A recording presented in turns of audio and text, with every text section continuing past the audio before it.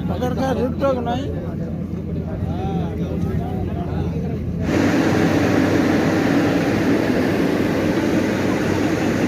इन जंगलों में करीब 3 जेसीबी मशीन पूरी तरीके से फंस गई हैं और अब कहीं ना कहीं जो क्रेन की मदद से, पोकलैंड की मदद से इन जेसीबीओं को निकाला जा रहा है।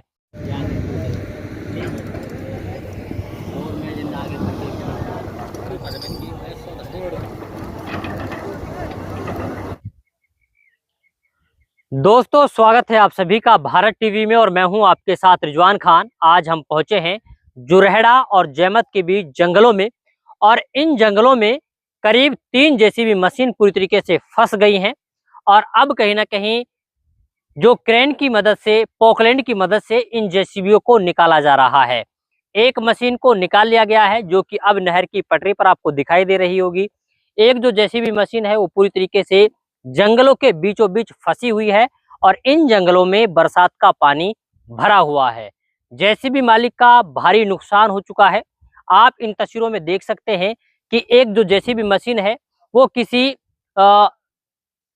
कैंपेन को निकालने के लिए यहाँ पर आई थी जंगलों में, लेकिन कैंपेन तो निकल गया और जो जेसीबी मशीन है वो पूरी तरीके से फंस गई। इसके अलावा इस मशीन को निकालने के लिए फिर दूसरी मशीन बुलाई जाती है, वो दूसरी मशीन भी बीच जंगलों में फंस जाती है।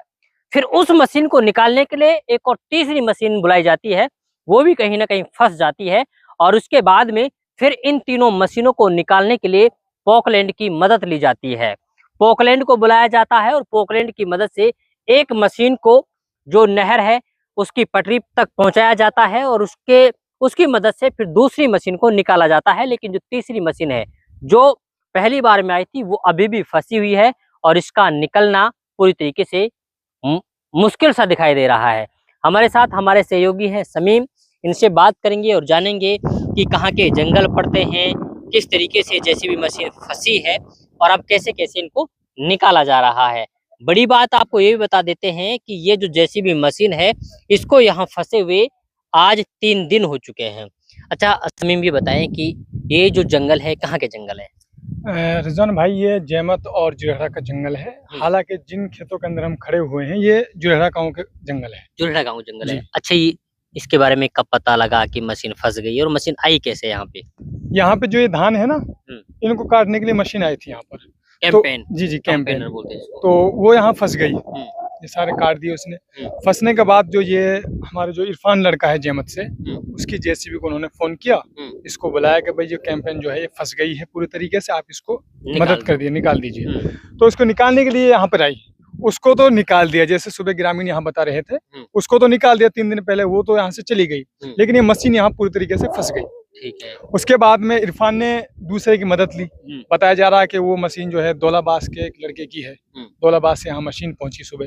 तो पहुंचने के बाद में वो इसको निकालने का प्रयास कर रहे थे, लेकिन वो भी इसमें फंस गई।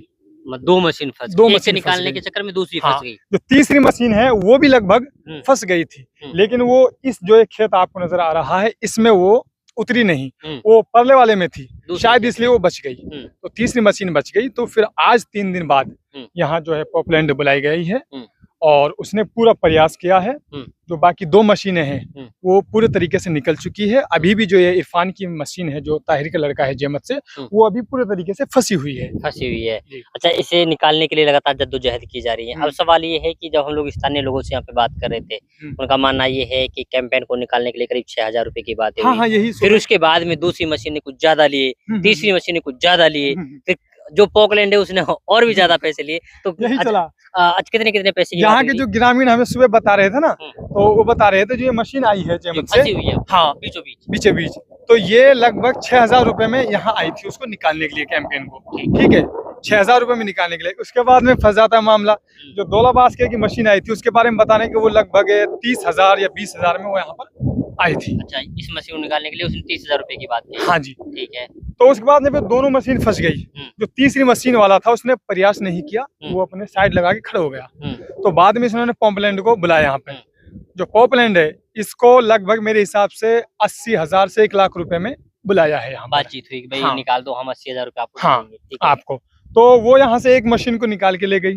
अब एक मशीन की इसके ऊपर चर्चा पूरी हो रही है, अभी इसको कैसे निकाला जाए। अगर पाइपलाइन इसके अंदर आएगी तो जाहिर सी बात है वो फंस जाएगी।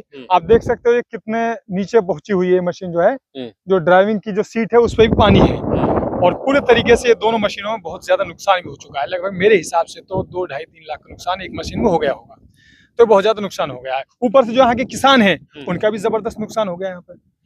हाँ, ये फसल जो खराब हो गई है और लगातार पानी इस जंगल में भरा रहता है।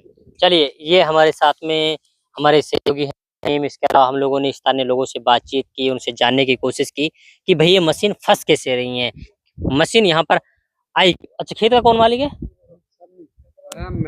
चलिए, ये हमारे साथ में, हालांकि हम आपको दिखा दें कि खेत में